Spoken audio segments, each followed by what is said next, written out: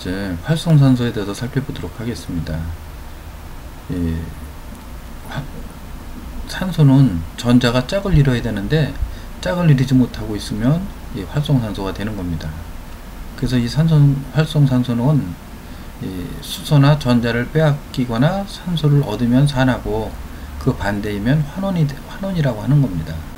이런 상태가 되었을 때 이 활성산소가 적당하면 긍정적인 그 효과를 발휘하는데 이 세균이나 바이러스들을 살해하는 면역 물질들의 무기로 사용이 되고, 그러나 또 지나치면 부정적인 측면이 있는데 이게 어떤 측면이냐면 세포막을 공격하고 DNA를 손상시키고 면역력을 떨어뜨리고 혈관 내 죽상경화를 일으켜서, 이제 죽상경화라고 하는 것은 죽처럼 돼서 단단해진다는 의미고, 이것은 곧 백내장을 일으키기도 하고 동맥경화를 일으키기도 하고 당뇨를 일으키기도 하고 암 또는 세포를 노화시키고 면역을 떨어뜨려서 모든 질병의 근원이 되는 이러한 존재로 이제 발전이 되는 겁니다.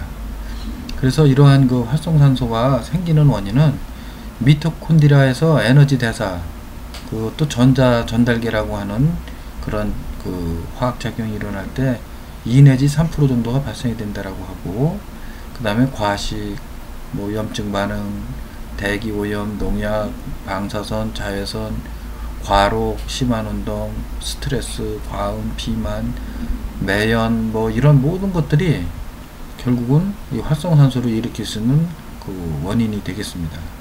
그래서 이러한 것들을 활성산소를 제거하는데 몸에서 자체적으로 일어나고 있는 여러 가지 또 효소라든가 물질들이 있습니다. 이걸 항산화 효소라고도 하고, 이 항산화 작용을 하는 것은 이 십자가 채소라든가 또 녹황색 채소, 그리고 이런 것들을 파이토케미칼이라고 해서 이제 식물에 있는 그 녹색 그 표면에 있는, 그래서 이 자외선이나 이런 거로부터 자신을 보호하기 위해서 만들어 놓는 이러한 그 파이토케미칼, 그리고 이 비타민 A, C, E, 버섯류, 커큐민, 뭐 셀레늄, 뭐 이런 것들 다 중요하고, 특히 생활습관도 중요한 것이 자외선을 적게 쏘인다든가 심한 운동을 하지 않는다든가 또 이제 잠도 잘 잔다든가 이런 것들이 다 이 활성산소를 줄이는 이러한 대책이 되겠습니다. 자, 이 저밀도 지질 단백질이라고 하는 이 LDL은 혈관 내에서 이 LDL은 콜레스테롤을 이제 운반하는 단백 지질입니다. 이게. 그래서 이제 HDL은 LDL을 간으로 이송하고 청소해주는 역할을 하는 반면에 LDL은 이제 동맥경화를 유발한다든가 또 혈관 질환을 일으켜서 이제 혈관으로 인한 여러 가지 각종 질병을 일으키는 이러한 위험인자가 되겠습니다. 그래서 이러한 혈관 질환으로 총 콜레스테롤은 220, 그리고 LDL은 140 이상, HDL은 40에서 50 이하이면 위험하다는 거죠. 그리고 중성지방은 150 이상이 되면 이것이 혈관 질환을 일으킬 수 있는 그 여러 가지 요인이 되겠습니다.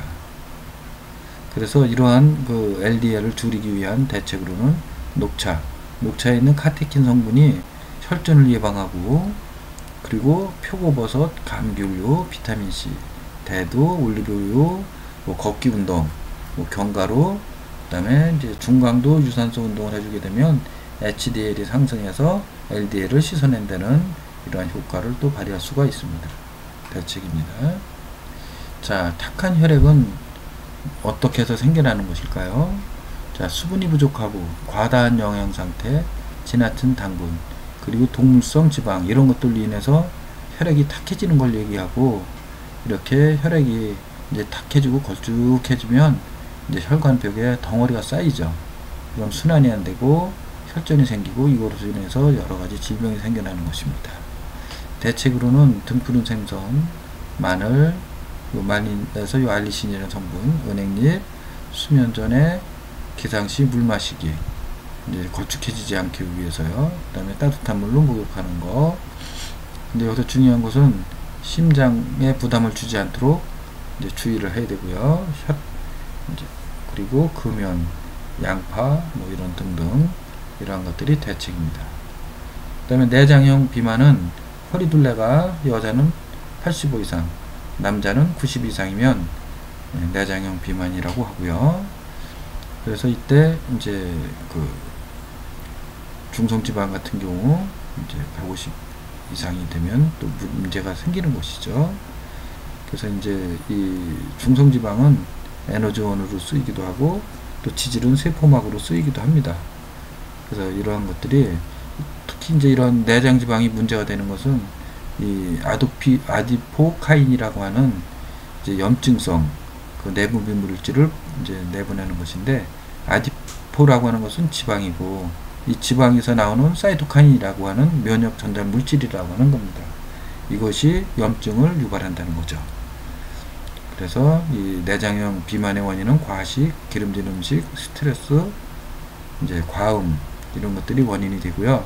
대책으로는 코큐민, 요거는 이제 강황이 많은 거죠. 대두, 고추 이렇게 이제 그 음식으로도 이렇게 커버를 해줄 수도 있고, 그 다음에 천천히 음식 먹는 거, 그리고 트랜스 지방 같은 거 적게 먹는 거, 그리고 중강도 유산소 운동을 통해서 근육량을 늘리고 기초대사량을 늘려주는 거, 이런 것도 대책이 되지만 이제 기본적으로는 그 에너지 소모와 그 에너지 섭취의 균형을 이루어주는 이러한 것이 가장 기본적인 대책이 아닌가 생각됩니다. 자, 만성염증은 그 염증의 5대 기전이 있습니다. 이 발열, 열이 나는 거, 충혈, 그 다음에 부종, 붓는 거, 그 다음에 통증이 생기는 거, 기능이 제한되는 거. 이 충혈이라고 하는 것은 이제 혈액이 몰려서 이제 일어나는 현상이겠죠.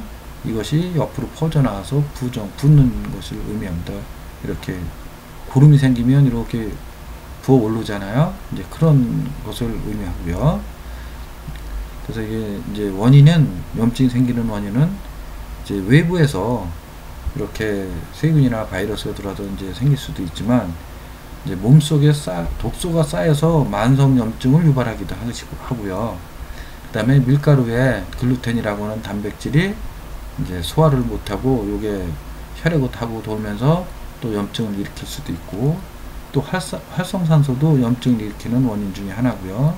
뭐 니코틴 뭐 이런 것들, 식품 첨가물 뭐 이러한 모든 것들이 다 미세먼지, 뭐 니코틴, 뭐 저기 지방세포에서 나오는 사이토카인 아까 말씀드렸죠. 이런 것들, 네, 이런 것들이 다 염증을 일으키는 그러한 그 요인이 됩니다.